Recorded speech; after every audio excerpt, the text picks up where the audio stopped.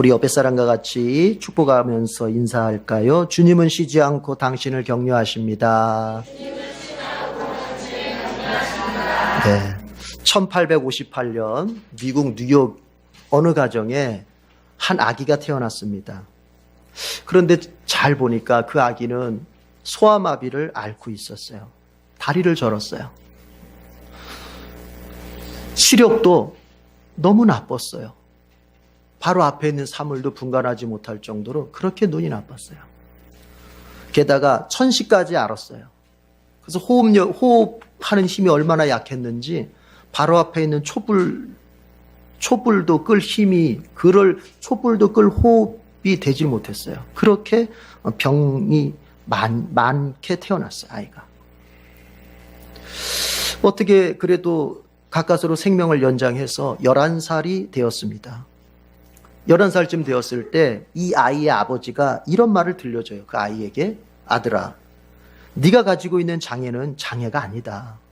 네가 만약 전능하신 하나님을 참으로 신뢰하고 믿는다면, 그리고 하나님의 도우심이 너와 함께 한다면 오히려 너는 그 장애 때문에 모든 사람에게 주목을 받을 것이고 너는 진실로 역사에 신화 같은 기적을 남기는 놀라운 삶을 살게 될 것이다. 아버지가 11살짜리 아들, 그 병약해서 언제 죽을 줄 모르는 그 아들 앞에서 이런 얘기를 한 거예요. 그 아이는 그 후에 계속 성장을 해서 23살 때 뉴욕주 의회 의원이 됐어요. 28세 때는, 28살 때는 뉴욕시장 선거에도 출마해 봤고요. 조금 지나서는 뉴욕의 주지사가 되었습니다. 그리고 부통령을 거쳐서 미국이 가장 어려웠던 시기, 경제적으로 대공황을 겪었고 세계 2차 대전에 휩쓸리면서 전쟁으로도 굉장히 어려웠던 시기, 미국의 암흑기라고 볼 수 있는데 그 암흑기에 미국을 역사상 아주 우뚝 세운 대통령이 되었습니다. 그 사람이 바로 데오도르 루즈벨트죠. 여러분, 그냥 놔뒀으면 죽었을 애예요. 그가 가지고 있는 바로 볼 것 같으면 그는 살아갈 수도 없었고 훌륭한 인생으로, 성공하는 인생으로 갈 수가 없었단 말이에요. 그의 가지고 있는 바, 그의 가지고 있는 자산으로 볼 것 같으면, 그의 타고난 자산으로 볼 것 같으면 그는 성공적인 인생을 살 수가 없었단 말이에요. 그런데 그 사람이, 루즈벨트가 그런 위대한 인생을 살아낼 수 있었던 그 힘, 그 바탕이 뭐예요? 아버지가 11살 때 들려주었던 그 말이에요. 여러분, 이게 중요한 거예요. 사람이요, 좋은 말을 들을 때 좋은 인생을 살 수 있는 거예요. 긍정적인 말을 들을 때 긍정적인 인생을 살고요, 성공의 말을 많이 듣는 사람이 반드시 성공하는 인생을 살게 돼 있어요. 우리의 신앙도 마찬가지예요. 믿음의 삶도 마찬가지라고요. 누가 믿음의 삶을 잘 살 수 있을까? 믿음의 말을 많이 듣는 사람이 믿음의 삶을 잘 살게 돼 있는 거예요. 왜 그럴까요? 사람은 듣는 것으로부터 이 마음에 꿈과 믿음이 생기는 거예요. 그리고 이제 인생을 그 꿈과 믿음에 맞춰서 세워가게 된단 말이에요. 그러니까 뭐가 중요해요? 듣는 게 중요한 거예요. 뭘 들을 거예요? 뭘 들을 거냔 말이에요. 여러분, 가정이 좋은 말로 넘칠 때 그 가족들은요, 그 가정의 가족들은 좋은 인생을 살 가능성이 큽니다. 그러나 만약 가정에서 넘쳐나는 말들이 좋은 말이 아닐 때는 그 가족 구성원들이 좋은 인생 살기가 어려워요. 만약에 내 가족들의 삶을 행복한 삶으로, 힘 있는 삶으로, 성공하는 삶으로 그 방향을 좀 바꿔주고 싶다면 여러분, 다른 것 가지고 안 되는 거예요. 저 더 큰 집 간다고 되는 게 아니고 더 좋은 집 간다고 되는 게 아니라 들려주는 말을 바꿔야 돼요. 여러분의 자녀들의 인생의 방향을 좀 바꿔주고 싶다면 부모가 들려주는 말을 바꿔야 되는 거예요. 여러분의 부모들이 행복한 삶으로 좀 살았으면 좋겠다 싶으면 그냥 뭐 용돈만 많이 준다고 되는 게 아니라 자식된 여러분이 들려주는 말을 바꿔야 되는 거예요. 따라합시다. 말이 바뀌면 인생이 바뀐다. 지금 내 인생이 자꾸만 왜 불행한 쪽으로만 갈까? 왜 내 인생은 자꾸 무능한 쪽으로만 갈까? 왜 내 인생은 자꾸 안 되는 쪽으로만 갈까? 여러분, 생각해 보셨어요? 생각해 봐야죠. 안 될 때는. 생각해야 인간이에요. 안 될 때는 생각을 해봐야죠. 왜 그럴까 나는? 여러분 가만히 생각해 보세요. 나는 어떤 말을 더 많이 듣고 살았는지, 나는 어떤 말을 더 귀담아 들었는지, 내 주변에는 어떤 말을 해주는 사람이 더 많은지. 여러분 이제 내 인생이 불행한 쪽으로만, 무능한 쪽으로만, 초라한 쪽으로만, 안 되는 쪽으로만 가고 있어. 이걸 좀 바꾸고 싶어요? 복된 삶으로, 행복한 삶으로, 되는 삶으로, 뭔가 성공적인 삶으로 가고 싶어요? 다른 거 아니에요. 듣는 말을 바꿔야 돼요. 여러분이 듣는 말을 바꿀 때 여러분의 인생이 바뀝니다. 여러분이 듣는 말을 바꿀 때 여러분의 인생의 방향이 확 바뀝니다. 옆에 사람 그렇게 알려줍시다. 듣는 말을 바꾸면 인생이 바뀝니다. 그런 거예요. 자, 그런데 우리가 무슨 말을 들을지 결정을 해야 돼요. 그래서 항상 여러분 내 인생을 망가뜨릴 것 같으면 듣지 마세요. 내 믿음을 파괴시킬 것 같으면 그냥 듣지 마세요. 좀 미안해서 이렇게 딱 거절 못하겠거든. 듣는 척만 하고 듣지는 마세요. 왜요? 그 듣는 말이 내 믿음을 세울 수도 있고 파괴시킬 수도 있고, 그 듣는 말이 내 인생을 세워줄 수도 있고 주저앉힐 수도 있거든요.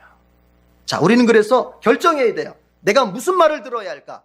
자, 그런데 여러분 들어야 할 말 중 가장 본질적이고 기본적인 말이 어떤 말이에요? 하나님의 말씀이에요. 다른 건 다 안 들어도, 세상에 그 어떤 소리는 안 들어도 하나님의 말, 하나님의 말씀은 반드시 들어야 돼요. 아시겠습니까? 믿으십니까? 하나님의 말씀을 듣는 자는 인생이 바뀌게 돼 있습니다. 하나님의 말씀을 믿음으로 붙잡는 자는 인생이 달라지게 돼 있습니다. 그 가정이 살아나는 길은 그 가정에 하나님의 말씀이 넘쳐나야 되는 거예요.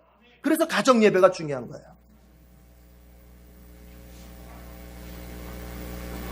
오늘 말씀은 더욱더 우리가 귀담아 들어야 될 말씀입니다. 오늘 본문의 말씀. 여러분 오늘 본문의 말씀 핵심은 딱 두 가지예요. 뭐 여러 개로 말할 수 있겠지만 그러지 말고요. 딱 두 가지예요.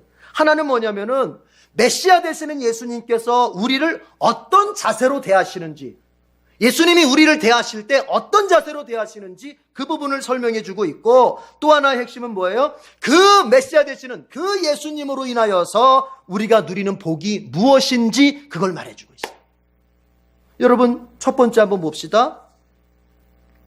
1절 다 같이 읽어봐. 1절 다 같이요. 시작. 시온의 의가 빛처럼 드러나고 예루살렘의 구원이 햇불처럼 나타날 때까지 시온을 격려해야 하므로 내가 잠잠하지 않겠고 예루살렘이 구원받기까지 내가 쉬지 않겠다.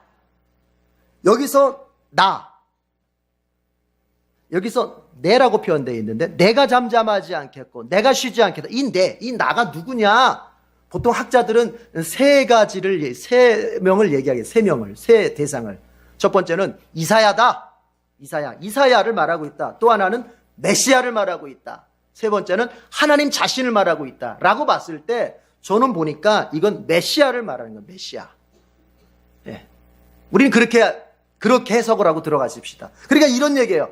메시아가 지금 고백하는 거, 메시아가 지금 결심하는 거예요. 메시아가 자신의 지금 생각을 밖으로 지금 선포하는 거예요. 내가 잠잠하지 않겠다는 겁니다. 내가 쉬지 않겠다고 하는 겁니다. 뭐를 갖다가 격려하는 걸 쉬지 않겠다는 거예요. 내가 일하는 것을 쉬지 않겠다는 거예요.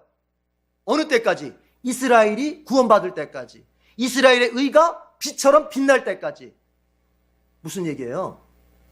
이스라엘이 회복될 때까지 메시아 되시는 예수님께서는 멈추지 않겠다는 거예요. 나를 회복시키는 그 일을, 나를 회복시키는 그 일을 갖다가 예수님은 절대로 멈추지 않겠다. 믿으십니까? 이신론이라는 이단이 있었어요. 아주 머리 좋은 사람들의 이단입니다. 머리 좋은 이단들이에요. 이 사람들은 과학자 뉴턴이라든지 임마누엘 칸트와 같은 천재적 철학가, 이런 사람들에 속한 이단이에요. 그건 뭐냐면은 하나님께서는 만물을 창조하신 것까지는 맞다. 하나님이 만물을 창조하신 건 맞는데 만물을 창조하신 다음에는 더 이상 개입하진 않는다는 거예요. 하나님이 자연 법칙을 딱 만들어 놓은 다음에는 하나님이 인과 법칙, 자, 자연 법칙은 자연 만물을 돌리는 것이고 인과 법칙은 어떤 인간의 철학이라든지 인간의 사상이라든지 인생의 어떤 원인과 결과 이런 것들을 법칙으로 딱 만들어 놓은 다음에는 하나님이 더 이상 관여하지 않는다는 겁니다. 그 법칙대로 돌아가게 프로그램 짜놓고는 많은 거지 하나님이 사사로이 적극적으로 개입하시지 않는다는 얘기예요. 그러나 정통교회는 그걸 이단으로 딱 판명했어요. 그렇지 않다. 성경을 봐라. 성경은 하나님께서는 만물을 창조하실 뿐만 아니라 만물에 대하여 어떻게 하신다? 적극적으로 개입하신다. 적극적으로 간섭하신다. 여러분 쉽게 얘기해보죠. 하나님이 이신론에 의하자면요. 하나님이 우리를 만들어 놓은 다음에는 더 이상 우리에게 관여를 안 하신다고 보는 거예요. 그러나 여러분 성경은 뭐라고 말해요? 우리 인생 중에 끊임없이 개입하시는 거예요. 우리의 개인 문제, 가정 문제, 자식 문제, 물질 문제, 건강 문제, 우리의 진로 문제, 이 문제에 끊임없이 개입하는 거예요. 그러니까 우리 가운데에서 아유 하나님 내 인생에 무관심하셔. 이거 이신론 이단이야. 이건 이신론 이단의 이단적 믿음을 가지고 있는 거예요. 그런 사람 한 사람도 없길 바랍니다. 성경적 믿음을 가지세요. 하나님은 여러분의 인생에 관심이 있습니다. 하나님은 여러분의 가정에 관심이 있습니다. 하나님은 여러분의 자식 문제에 관심이 있습니다. 하나님 여러분의 말, 행동, 선택, 생각 모든 거 하나하나에 하나님 관심 가지고 있고 개입하십니다. 특별히 여러분들이 기도할 때 하나님은 여러분 바로 그 옆자리에 계십니다. 여러분의 기도로 부르짖을 때 하나님은 그 기도 속에 함께 하십니다. 개입하신단 말이에요. 믿으시는지요? 오늘 예수님 말씀하시잖아요. 미래의 메시아이신 예수께서 말씀하시잖아요. 내 백성 이스라엘이 구원받을 때까지 그들의 의가 빛날 빛처럼 드러날 때까지.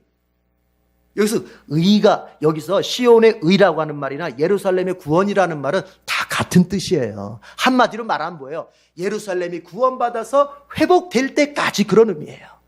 예수님 어떻게 하신다? 나는 격려하는 것을 내가 쉬지 않겠다. 잠잠하지 않겠다. 예수님은 우리를 열심 있게 대하십니다. 예수님의 열심이에요. 여러분 신앙생활도요 이런 게 있어요. 내 열심으로만 하려고 하는 사람들이 있어요. 이런 사람 반드시 시험 듭니다. 우리의 열심은 한계가 있어요. 우리의 열심은요 중단될 때가 있어요. 우리의 열심은요 당장 보세요. 내가 기도하고 싶어도요 내가 병이 들어버리면 기도할 수 있어요 없어요? 못하는 거예요. 우리의 열심은 한계가 있는 거예요. 내가 마음 먹고 그냥 두 주먹 불 끈 주고 해봐야지. 그게 훌륭해요.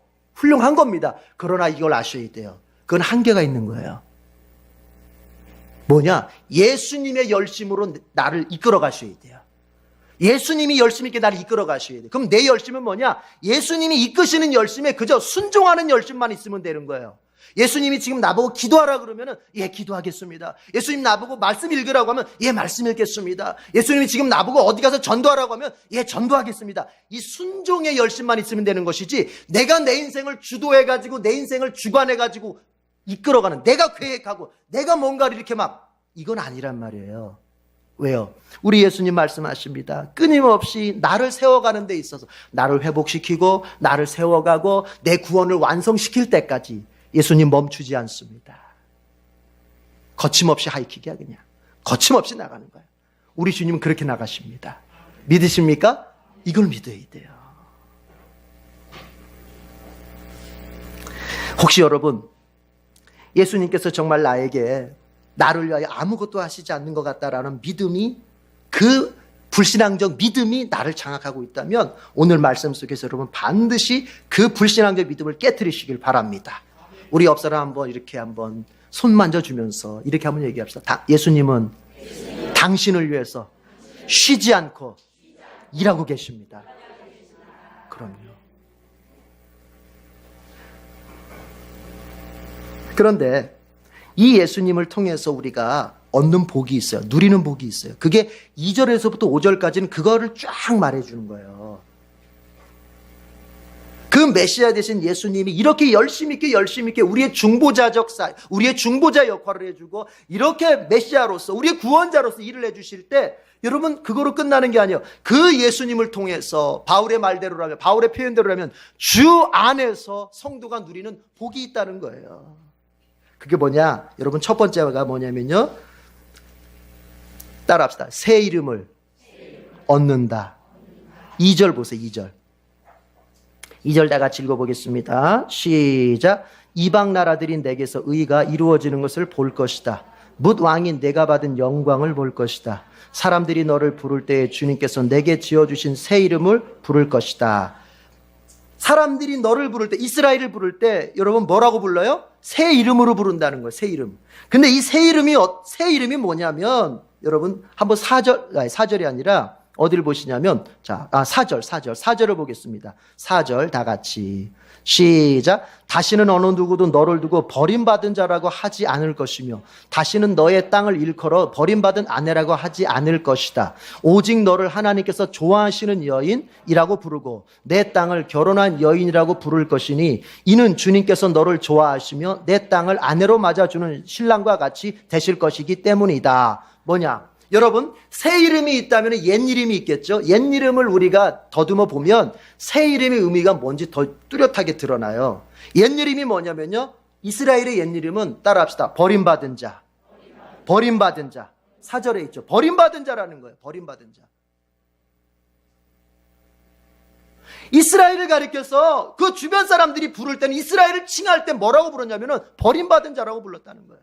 여러분, 이름이라고 하는 건요, 성경에서 이름이라고 하는 건 굉장히 중요한 의미가 있어요. 우리는 이름이 그냥 아무개씨 부르는 호칭으로만 끝나지만요, 성경이 이름을 말할 때는요, 그 존재 자체를 말하는 거예요. 그 존재의 됨됨이, 그 존재의 신분. 아시겠습니까?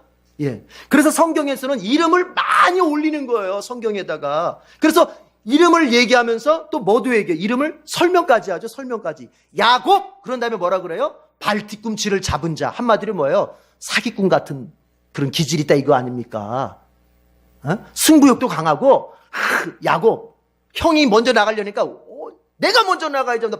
발 뒤꿈치를 잡아가지고 막 잡아당겼다는 거 아니에요? 그게 뭐예요? 그게 야곱의 됨됨이에요. 됨됨이. 그러니까 이름은 그 존재 자체를 말하는 것이고 그의 신분을 말하는 것이고 그의 됨됨이를 말하는 거거든요. 그런데 주님께서 너에게 옛날 이름이 아니라 새 이름을 주겠다고 하는 건 뭐예요? 너에게 새로운 신분을 주겠다는 거예요. 너에게 새로운 됨됨이를 주겠다는 거예요. 너에게 새로운 존재를 주겠다는 거예요. 옛날에는 어떤 존재였는데 버림받은 자였어요. 사람들로부터 손가락질 받는 자였어요. 저 집 여러분, 이제 제가 어렸을 때 시골에서 컸잖아요. 시골에서는 그런 게 심해요. 다니다 보면요, 마을에서 이래요. 저 집 망한 집 아니야. 다니면서 저 흉가가 됐잖아. 저 집이 원래 잘 나갔다가 망한 집이야. 손가락질합니다. 저 집이 어떤 집이야, 어떤 집이야. 그런 것 똑같은 거예요. 버림받은 자라고 하는 것은 여러분, 그 이스라엘 주변의 민족들이 이스라엘을 가리켜서 저 망한 민족이야, 저 망한 족속이야, 저기. 이제 더 이상 저기 끝난 족속이야, 저거. 뭐 좀 한다고 하더니 쫄딱했어. 이렇게 말한다는 거예요. 그런데 하나님께서 뭐라고 말씀하시는 거예요? 예수님께서 뭐라고 말씀하시죠? 너에게 새 이름을 주겠다는 거예요. 여러분, 새 이름이 뭔지 아세요? 그게 바로 4절 중간에 가면 이렇게 돼 있어요. 오직 너를 하나님께서 좋아하시는 여인이라고 부르고, 그걸 밑에 쭉 보니까 뭐라고 그래요? 히브리어로 헵시바 그러죠. 헵시바. 하나님께서 좋아하시는 여인, 이걸 히브리어로 말하니까 따라합시다. 헵시바. 헵시바. 이건 한국말이 아니고 이스라엘 말이에요. 히브리어예요. 그러니까 이 뜻이 뭐냐면은 하나님께서 좋아하시는 여인, 옛날 개역개정에는 뭐냐면은 내 기쁨이 너에게 있다, 그런 뜻인데 다 좋아요. 이 뜻, 이런 번역이든 저런 번역이든 좋은데 핵심은 이거예요. 하나님께서 사랑하고 좋아하는 대상이라는 말이에요. 그러니까 옛날에는 어땠어요? 버림받고 망하고 쫄딱 망하고 죽을 집안이고 안 될 집안이고 그냥 앞으로도 계속 평생 망할 집안인데, 망할 곳인데, 이제는 뭐예요? 하나님이 사랑하고 하나님이 좋아하고. 여러분, 하나님이 사랑하고 하나님이 좋아하면 되겠어요, 안 되겠어요? 되겠어요, 안 되겠어요? 됩니다. 따라합시다. 하나님이 사랑해 주시면 인생은 풀린다. 그러니까 하나님께서 새 이름을 주시는 거, 내가 너를 좋아한다, 이 말이에요, 이 말이에요.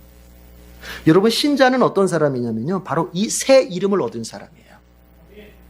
예수 믿는 신자는요, 바로 이 이름을 얻은 사람, 헵시바라고 하는 이름을 얻은 사람이에요. 하나님이 이렇게 말씀하시는 거예요. 얘야, 내가 너를 좋아한다. 내가 너를 사랑한다. 여러분, 어느 정도로 사랑하냐면요. 성경을 쭉 읽어보면 이렇게 돼 있죠. 여러분, 총각이 처녀와 결혼하듯이. 여러분의 연애 시절을 한번 이렇게 돌이켜봐요. 여러분, 연애 시절을 돌이켜봐요. 처음 남녀가 좋아할 때 뭐가 쉬워요? 눈에 뭐가 끼어요? 콩깍지가 끼잖아요. 콩깍지가 끼면 어때요? 이거 그냥 마냥 좋아. 그쵸? 그 옆에서, 야, 내가 볼 때는 그 사람이야, 그 별로더라. 야, 그럼 뭔 소리야? 야, 그 사람 그게 매력이야. 막 그러잖아요. 콩깍지가 씌어가지고. 그런데 지금 하나님이 그렇게 보신다는 거예요. 하나님이 예수 믿는 신자를 그렇게 본다는 거예요. 하나님 눈에 뭐가 끼었어요? 하나님 눈에 콩깍지가 끼인 거예요. 하나님 눈에 콩깍지가 끼어가지고 예수 믿는 신자를 볼 때 그렇게 좋아한다는 거예요. 그러니까 옆에서 자꾸 사탄이 하나님, 쟤요 아직도 못 고쳤어요. 저 습관. 아직도 쟤요 은근히 짓는 죄 있어요. 아이고 됐어. 그래도 사랑해. 그래도 좋아해. 아멘을 안 하시네. 이런 데서는 아멘을 해야죠. 하나님 눈에 뭐가 씌었어? 콩깍지가 씌었단 말이에요. 그 얘기예요. 여러분, 사탄이 욥을 비방하지 않습니까? 아이고 하나님, 욥이 하나님 잘 믿는 것 같아도 다 그게 그냥 잘 믿겠어요? 까닭이 있어요. 하나님이 좀 물질도 주시고 건강도 주시니까 그저 제가 잘 믿는 것 하는 거예요. 만약에 물질 뺏고 가족 뺏고 건강 뺏고 한마디로 하나님이 주셨던 복을 쫙 빼보세요. 그러면 아마 욥이 욕하고 갈걸요, 하나님? 그래서 하나님이 그래서 테스트를 하는 거잖아요. 그때 하나님께서 뭐라고 말씀하세요? 사탄한테 하는 말이 뭐예요? 그렇지 않다. 내 종 욥은 그렇지 않다. 내 종 욥은 그렇지 않다. 여러분, 이것은요, 욥이 믿음이 듬직해서라는 말이 아니에요. 그건 뭐예요? 하나님 눈에 뭐가 씌었다는 거예요? 콩깍지가 씌었다는 거예요. 그래서 하나님이 내가 사랑하는 사람에 대해서 너 사탄 입 다물고 있어. 이런 말을 하는 거예요. 하나님이 우리를 그렇게 사랑하시는 겁니다. 물론 우리에게 허물이 있습니다. 우리에게 여러분 부족함이 있습니다. 정말 해야 될 길, 해야 될 것, 가야 될 길을 잘 감당하지 못하는 연약함이 있습니다.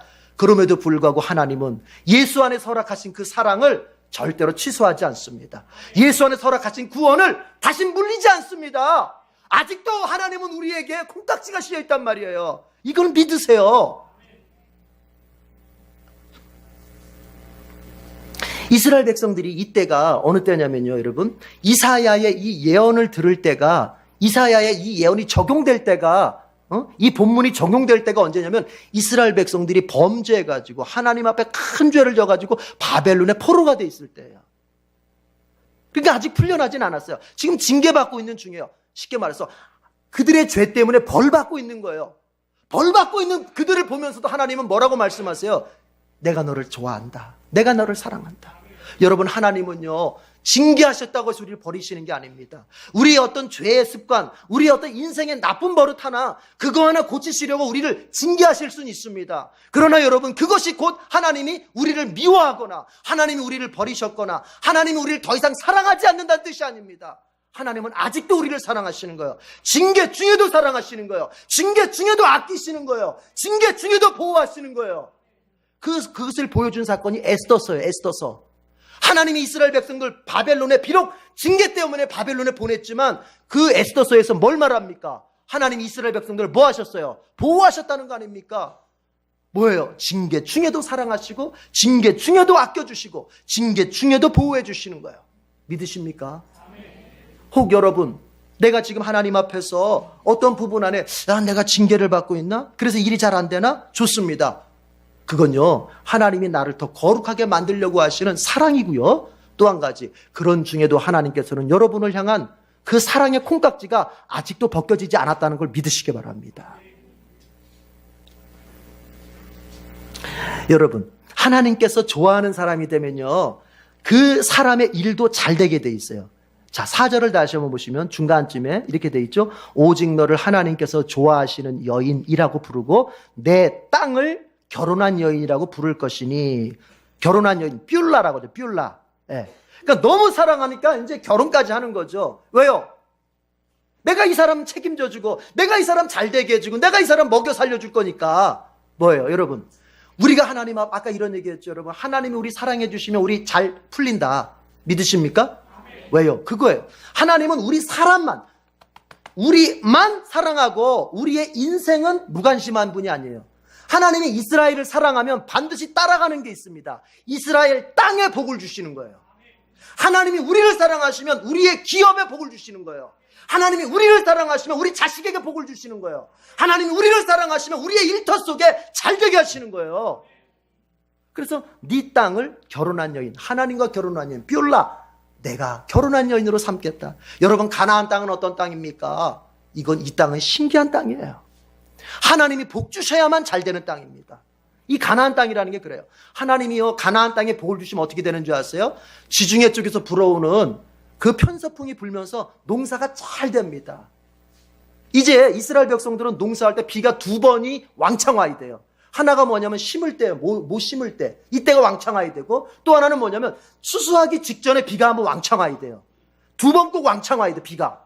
근데 그때 비가 오려면 저쪽 지중해 쪽에서 편서풍이 불어서, 지중해성 그 바람이 불어서, 선선한 바람이 불어서 비구름을 몰고 와서 이스라엘에 비를 줘야 그의 농사가 잘 되는 거예요. 그런데 여러분, 엘리야가 기도할 때 엘리야 종한테 야, 저기 구름이 어떤지 좀 살펴봐라 했잖아요. 엘리야가 종이 뭐라 그래요? 저기 손바닥만 구름이 옵니다. 그게 바로 지중해성 편서풍, 지중해에서 불어오는 구름이란 말이에요. 그게 오니까 어떻게 됐어? 비가 왕창 오잖아요. 맞죠? 그 비가 와야 농사가 되는 거거든요. 그러니까 3년 6개월 동안 메말랐던 가뭄의 땅에 여러분, 하나님께서 이스라엘을 회복시킬 때 그 지중해에서 불어오는 편서풍을 불게 해서 비가 오게 해가지고 3년 6개월의 가뭄을 멈추겼던 거 아닙니까? 그러니까 가나안이라는 땅은요, 하나님이 그렇게 비를 주셔야만 잘 되는 땅이에요. 근데 만약에 이스라엘 백성이 하나님 앞에 죄 짓고 하나님 뜻대로 살지 않고 우상 섬기고 이러면은 편서풍, 서쪽에서 불어오는 바람이 아니라 동쪽에서 불고 온 바람, 그러면 아라비아 쪽에서 그 사막의 열풍이 와요. 사막의 열풍. 사막 쪽에서 뜨거운 바람이 와요. 그러면 농사 심었던 게 다 어떻게 돼요? 다 말라 죽게 되는 거예요. 이 가나안 땅이 신기한 건 뭐냐? 이스라엘 백성들이 하나님 앞에 믿음 생활 잘하면 하나님이 그 서풍을 불게 해서 농사가 잘 되게 하시는데, 하나님 앞에서 믿음 생활 엉망진창으로 하면 동풍을 불게 해서 다 말라 죽게 만들어요. 굶어 죽게 되는 거예요. 여러분, 그건 바로 뭐냐? 그게 바로 신자의 삶을 이야기하는 거예요. 그러니까 하나님께서 이스라엘 가나안 땅을 선민의 땅으로 선택하신 데 다 이유가 있는 거예요. 그게 하나님께서. 왜요? 그걸 통해서 보여주시는 거예요. 뭘? 우리 하나님의 백성들의 삶이라고 하는 것은 그냥 잘 되는 법이 없어요. 하나님이 복을 주셔야 잘 되는 거예요. 하나님이 잘 되게 해주셔야 잘 되는 거예요. 그런데 세상 사람들은 그냥도 잘 됩니다. 여러분, 그냥 로또도 맞고 그냥 뭐 승진도 하고 그냥 자식이 막 좋은 대학도 가고 이렇게 됩니다. 그러나 하나님의 백성은 그렇게 되질 않아요. 하나님의 백성은 반드시 원리가 있어요. 하나님이 잘 되게 해주실 때만 잘 됩니다. 그게 가나안 땅이에요. 근데 하나님께서 뭐예요? 너의 땅을 결혼한 여인. 한마디로 뭡니까? 여러분 결혼했다고 하는 건 뭐예요? 이제 내 거라는 소리예요. 맞죠? 여러분, 남편이 아내의 것이고 아내가 남편의 것이에요. 이제 둘의 관계는 어떤 관계예요? 특별한 소유의 관계입니다. 특별한 소유. 여러분의 배우자는 여러분에게 어떤 관계예요? 특별한 소유입니다. 맞죠? 이게 깨지면 안 돼요. 이걸 깨트리는 것을 가리켜서 간음한다고 말하는 거예요. 이 특별한 관계를 깨트리는 걸 간음한다고 말하는 거예요. 이런 사람들이 있어. 나는 인도주의자야. 나는 인본주의자야. 나는 이 여자한테도 잘해주고 저 여자한테도 잘해주고 나는 이렇게 마음이 넓은 사람이야. 내 하나만 잘해줄 게 뭐 있어? 여러 여자한테 다 잘해주는 게 얼마나 착한 사람이야. 착한 사람이에요? 가장 악한 사람이죠. 왜요? 배우자는 뭐예요? 나하고 특별한 소유예요. 특별한 관계예요. 그러면 특별하기 때문에 특별하게 내가 다뤄야 돼요. 맞죠? 하나님께서 지금 이스라엘 땅을 향해서 결혼한 여인이라고 말씀하시는 것은 너는 나에게 특별한 소유라는 거예요. 베드로가 말하지 않습니까? 우리는 왕 같은 제사장이요 주님의 소유된 백성이라고 그랬잖아요. 특별히 소유된 백성. 하나님께 소유된 땅이 될 때 여러분 잘 되는 겁니다. 여러분의 가정이 지금 잘 생각해 봐요. 여러분의 가정이 지금 결혼한 여인, 즉 하나님의 소유된 가정입니까? 아니면 여러분이 그냥 가장으로서 여러분이 소유한 가정입니까?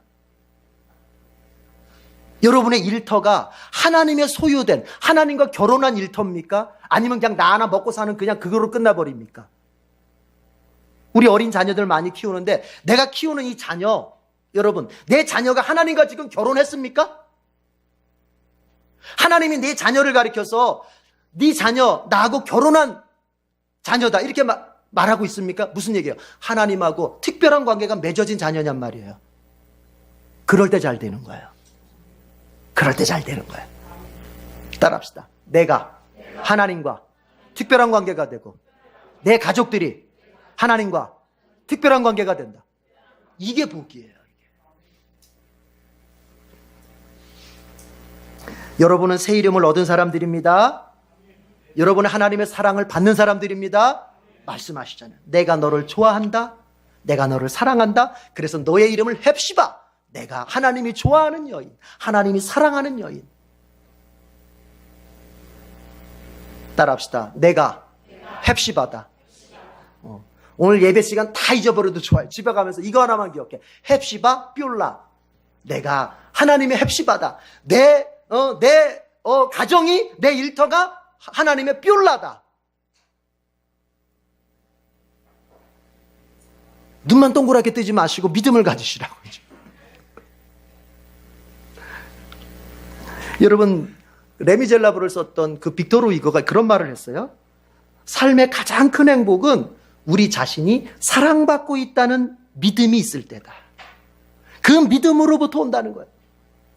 여러분, 삶의 가장 큰 행복은 어디로부터 와요? 내가 사랑받고 있다고 하는 그 믿음으로부터 온다는 거예요. 내가 내 남편한테 사랑받고 있다는 믿음이 생길 때 아내가 행복한 거예요. 남편의 여러분 영광이라고 하는 거는 여러분 어디서 와요? 내 아내가 나를 정말 사랑한다라고 믿을 때 남편으로서의 자존감과 남편으로서의 마음이 든든함이 있는 거예요. 행복은 그렇게 오는 거예요. 하나님이 나를 헵시바, 나를 좋아하고 사랑한다는 믿음이 있을 때 신자는 드디어 여러분 삶의 행복이 오는 거예요. 그거 제껴놓고 다른 거는 안 돼요. 그거 없으면 자꾸 내 마음이 어디 가서 다른 데 가서 자꾸 사랑을 구걸하게 되는 거예요.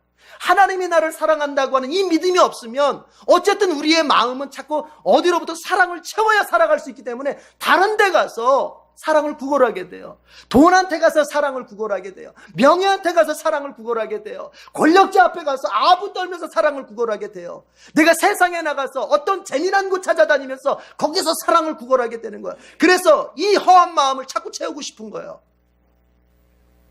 이게 다 모든 게 뭐예요? 하나님이 나를 사랑하신다고 하는 믿음이 없기 때문에 그런 거예요. 그러나 하나님이 나를 사랑하신다, 내가 하나님의 헵시바다라고 하는 믿음이 딱 생기면 여러분 세상으로는 채울 수 없습니다. 오직 하나님의 그 사랑의 확신으로만 내 마음이 채워지는 거예요.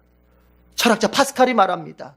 우리 하나님께서 우리의 가슴 속에 이 우주로도 다 채우지 못할 큰 빈 공간을 만드셨다. 그는 우주로도 못 채운다. 오직 하나님으로만 채워지는 것이다. 여러분의 인생이 왜 공허해요? 남모르게 왜 여러분 방황해요?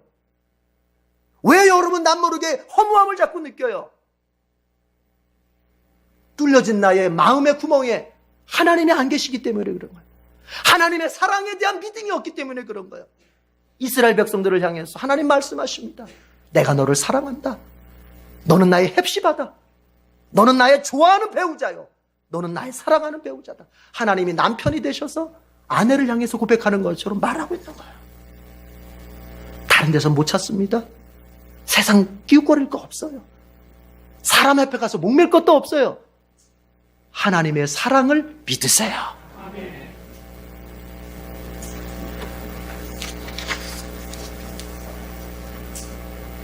여러분 사랑을 받을 때 기적이 일어납니다. 자, 두 번째 가봅시다.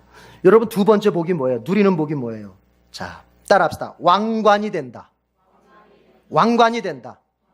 3절 다 같이 읽어요. 3절 다 같이. 다시 한번. 3절 다 같이 시작. 또한 너는 주님의 손에 들려있는 아름다운 면류관이 될 것이며 하나님의 손바닥에 놓여있는 왕관이 될 것이다. 이스라엘 백성을 향해서 하나님 예수님께서 말씀하시는 거예요. 너 하나님의 왕관이 될 것이라는 거예요. 지금은 비록 네가 징계받느라고 바벨론에 있지만 너 곧 하나님의 사랑받는 자가 될 뿐만이 아니라 하나님의 왕관이 될 것이다. 여러분, 왕관이 된다. 여러분, 왕에게 왕관은 어떤 의미예요? 영광의 상징 아닙니까? 저 사람이 왕인지 신하인지 뭐로 구분해요? 왕관을 쓰고 있잖아요. 왕관을 쓰고 있는 사람은 왕이라고 하지. 그렇잖아요? 바로 그 왕관은 뭐예요? 그 왕의 영광의 상징이에요. 왕의 이대함이라고 하는 것은 바로 그 왕관에서 나오는 거예요. 그러니까 하나님께서 우리를 왕관이라고 말하는 것은 뭐예요? 여러분, 왕에게 왕관은 가장 존귀한 거 아닙니까? 존귀한 거. 하나님이 우리를 왕관이라고 말씀하시는 것은 우리가 하나님 앞에서 어떤 존재다? 존귀한 존재라는 거예요.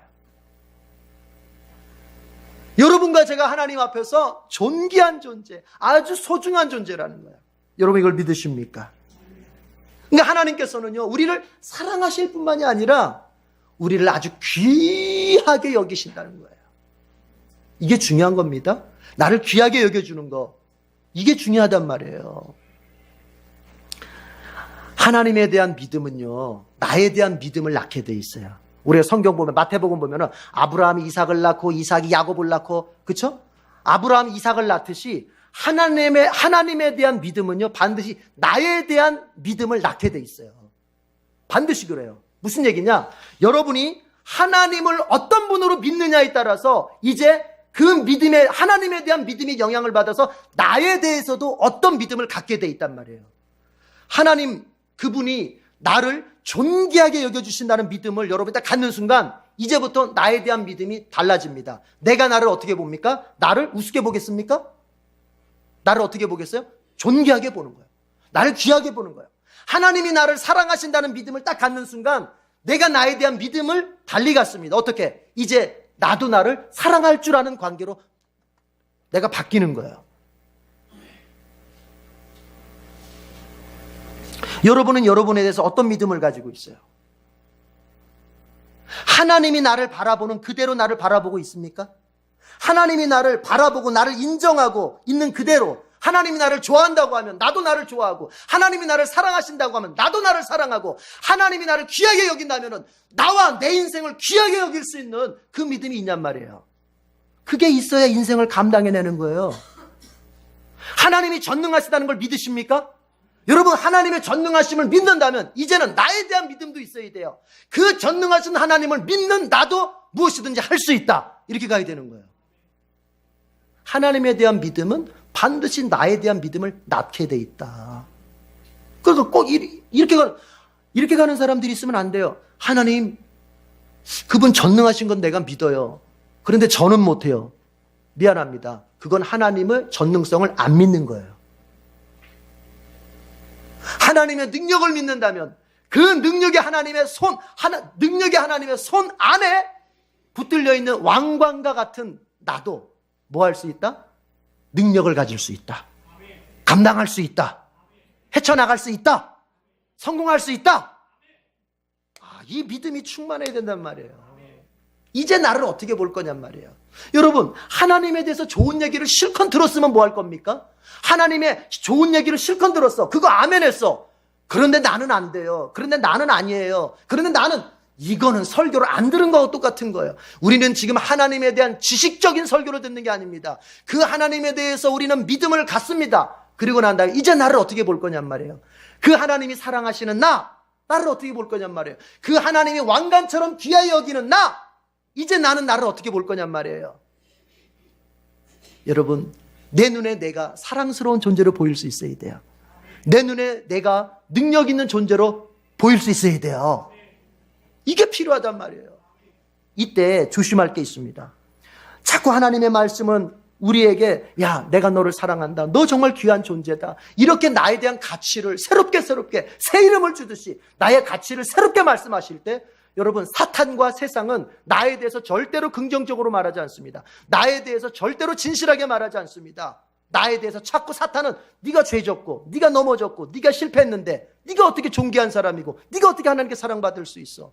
세상은 자꾸, 야, 세상은 이걸 가져야 존귀한 거야, 이걸 가져야 성공한 거야 하면서 세상의 기준들, 물질이나 권력이나 명예나 네가 물질 가졌어? 너 가난하잖아. 너 그럼 존귀하지 않아. 너 권력 가졌어? 너 없잖아. 그럼 너 존귀하지 않아. 너 명예 가졌어? 없잖아. 너 그럼 존귀하지 않아. 세상은 우리에게 자꾸 세상의 기준 것들을 제시하면서 우리가 존귀한 자가 아니라고 하는 걸 자꾸 말해줍니다. 그래서 우리에겐 두 가지가 필요한데요. 나에 대해서 새로운 믿음을 가지려면 두 가지가 필요한데요. 하나는 뭐냐?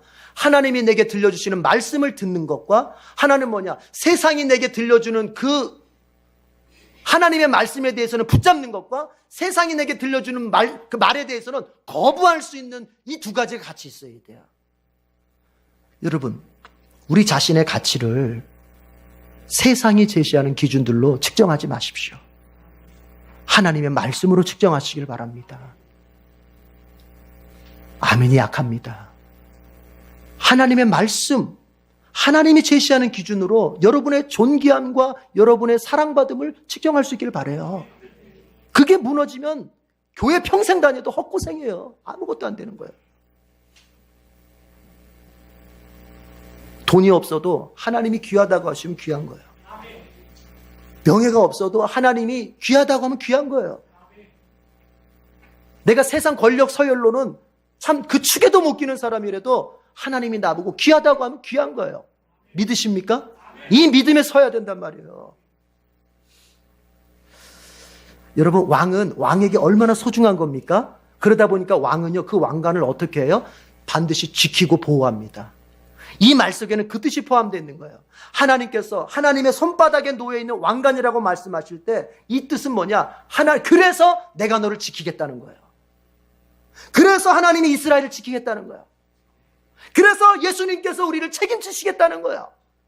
이 세상 끝날 때까지 우리를 책임져 주시겠다고 하는 분이 계시는데 왜 걱정합니까? 왜 염려합니까? 왜 나에겐 보호자가 없는 것처럼, 왜 나에겐 돕는 자가 없는 것처럼, 왜 걱정하고, 왜 무너지고, 그저 주저앉고 포기하고, 왜 그러고 있죠? 아닙니다. 여러분 옆에는 오늘 말씀하시는 주님이 계세요. 너는 귀한 존재이기 때문에 내가 끝까지 책임진다. 여러분, 악한 우리도 자식에게 어떤 마음이 있습니까? 악한 우리도 자식을 볼 때마다 참 예쁘다. 고슴도치도 자기 자식은 예쁘다고 하고 정말 예쁘다. 정말 귀하다. 그래서 어떻게 하겠다. 내가 생명 다하는 그날까지, 내가 부모로서 내 육신의 생명이 다하는 그날까지 내가 너를 반드시 책임질 것이다. 그런 마음이 악한 우리에게도 있는데, 죄인인 우리에게도 있는데, 여러분, 하나님께 그게 왜 없겠어요? 예수 안에서 우리를 낳은 하나님이 왜 없겠어요? 제발 좀 걱정 좀 하지 마시고요. 제발 좀 낙심 좀 하지 마시고요. 오늘 이 말씀을 믿음으로 붙잡는 사람은 이제 오늘 이 시간부터 마음가짐이 달라져요. 행동거지가 달라져요. 어떻게 해요? 여러분, 주님의 손 안에 들려있는 왕관입니다. 여러분, 왕관의 기능은 뭐예요? 왕관의 기능은 왕을 드러내는 겁니다. 누가 왕인지를 드러내는 거예요. 신자의 삶이라고 하는 것은 여러분 어떠해야 되느냐? 하나님이 드러날 수 있어야 돼요. 예수님이 드러날 수 있어야 돼요. 우리는 그렇게 사는 거예요. 남은 생애가. 하나님은 우리를 귀하게 여기며 책임져 주시고 우리는 그분을 드러내야 돼요. 나의 가정에서 일터에서 그분을 끊임없이 드러내야 돼요. 그분의 사랑을 드러내고, 그분의 능력을 드러내고, 그분의 좋으심을 드러내고, 그분의 그 행하심을 드러낼 수 있어야 돼요. 그게 왕관과 같은 우리의 인생의 남은 몫이에요. 예수님은 절대로 우리를 포기하지 않습니다. 끝날까지 주님께서는 우리를 위하여 일하고 계십니다. 그 예수님을 통하여 우리는 여러분 새 이름을 받은 사람들입니다. 하나님께서 우리를 새 이름을 주셔서 새 신분을 받았습니다. 또 여러분 우리는 주님 앞에 왕관처럼 사랑스럽고 존귀하고 보호하심을 받는 그런 복된 사람들입니다. 이 믿음으로 여러분의 생애를 다 승리해내는 귀한 주님의 종들이 되기를 바랍니다. 기도하겠습니다. 하나님 아버지, 우리 때문에가 아닙니다. 우리의 공로 때문에가 아닙니다. 나의 열심 때문에가 아닙니다.